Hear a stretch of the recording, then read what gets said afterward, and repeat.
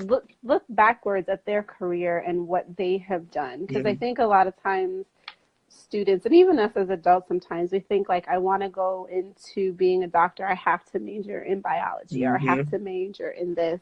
And that's not always the case. So, for example, lawyers, to be a lawyer, you can actually major in anything Mhm. that you want. It doesn't have to necessarily be political science. A lot of people who go into law major in like history or sociology because they want Mhm. to know how people think and the history behind certain things. So, Mhm. so with that, look to see what others have done and like the path that they have taken to give you an idea, but also broaden your, I think, Yeah. options, right? Like, so if you did want to go to law, is it that you want to study child labor laws or immigration laws, and how, maybe you want to do like something in Spanish as opposed to just history. So really look at the different ways, because I think what's important to know as students is that there is no one way, one road Yeah. to any career. And so how do you best maximize those opportunities and still line it up with your career? Yeah. And if you really aren't sure, the suggestion that I always have is like, you want to choose a school that that sort of has a little bit of everything that you're interested in, Mhm. and then as early as possible in your freshman year, start taking as many different classes as you can in each of those areas. It doesn't take much for you to know whether this is something that you want to do. And usually one introductory class, or maybe one upper level class will be enough to let you know, like, this is really not what I Mhm. thought it was going to be, and I don't have any Mhm. interest in this. Or will say, like, this is really what I like, and this is really what I am into. And so even things like marketing and communications is a Mhm. huge field, and there's so many different ways that and avenues into that major. So really think about the different things that you could get into and how that aligns with your interests. Um, and don't just limit yourself to these things. Like, really Mhm. keep your options open. So for me, I always knew that I wanted to go to education. I wanted to work with kids, and I Mhm. just always, I think the quick assumption is you want to be a teacher, right? Like, this is what everyone Mhm. says. I think I thought, and then I went into psychology, and I said, okay, well, I'll be a guidance counselor working with little kids. And then Mhm. I did an internship at a daycare, Mhm. and I was like, this is not for me at all. Like, and I Mhm. remember going to my counselor, like, we need a new game plan, like, Mhm. immediately, because this is not working. And I was like a senior in college, and like, even though I was happy with my major, the career choice was like, Mhm. this is not it. Um, and so it was my counselor that actually said, I think you would do really well with college students. You've always Mhm. been involved Mhm. with different organizations. You worked in the student affairs office with the VP. You've been Mhm. involved in a number of like student organizations, both like on the social side, but also on the academic side. Like, I had done Mhm. some research.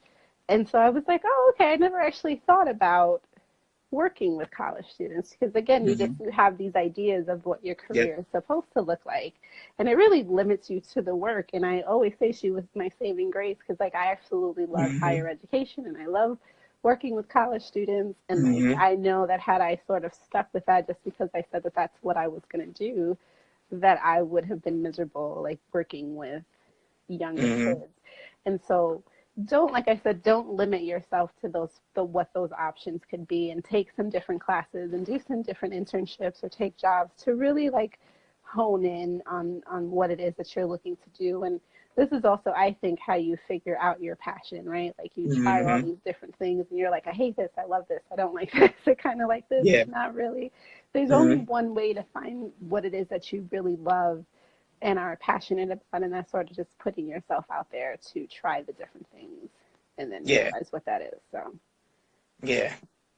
Yeah. And it's very cliche to say find something that you love to do and you'll never work a day in your life, but it's true. I love the work that I Yes. do. I love helping kids get into college. I love seeing their growth over time. I love seeing when they're handling and problem solving on their own. That brings me joy. There's Mm-hmm. also the parts of the job that are tough. Because I love what I do, I also love the parts that are tough too. So when Yeah. things get difficult, it's not something that I either stay down on myself about, or I feel like not being there. I dig even deeper because I love the work what I'm doing. And when I taught, I love certain aspects of it. I love the mentoring side. I love really talking to students. I love teaching. The parts that I hated, grading papers, calling parents, giving out detentions, which is a large part of your job. And so if I love only aspects of it, but that wasn't where my passion lied. But I'm still grateful for that experience. And if I could do it all over again, I definitely would, because it made me appreciate where I am now. But I can't say I loved it in the same way that I love this job that I have now. Yeah. So.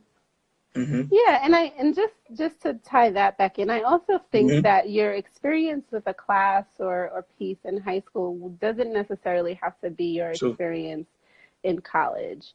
So maybe you hated math, but there's so many different options and types of math that you can take in college that there could be a math course that you like, or the same with science or some of the business things. So don't limit yourself on because of your experiences that you had in high school, either with the teacher or with the topic itself.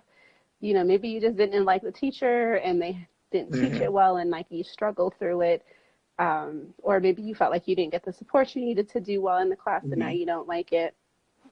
Don't limit yourself in that way and say, well, I didn't like math in high school, so I'm never going to like math. I'm only going to do the bare minimum. Just, sort of trust yourself. And these are things that you can also ask as you get to know people, like, who are some really good professors to take in this major? Or, what are some classes that I take if I'm interested in this major, or I want to do this as a career? And they'll be honest. I think current college students are some of the most honest people out there, because they don't want you wasting your time the way that they didn't want anybody wasting their time. So as you get to know people, ask them what their experiences are like in their majors, and like, is it something that they enjoy? Do they like the professors? And then use that also to make your decisions about your majors, as well as if you want to get involved in clubs and orgs and things like that. Cool. All right. So nobody posted any questions, but I know you posted something on Instagram. Did anybody send you any questions that they had? I did not get any. And I did make a little comment. I'm new to all this IG Live stuff, but I did post a question. So if anyone has a question, they can still ask us if they like, and just type it in there, and we will do our best to answer it. Cool. Yeah. So I think it's actually just me and you on right now. So that's all right. So we'll just kind of wrap things up. What's next for you on for Rise Up to College?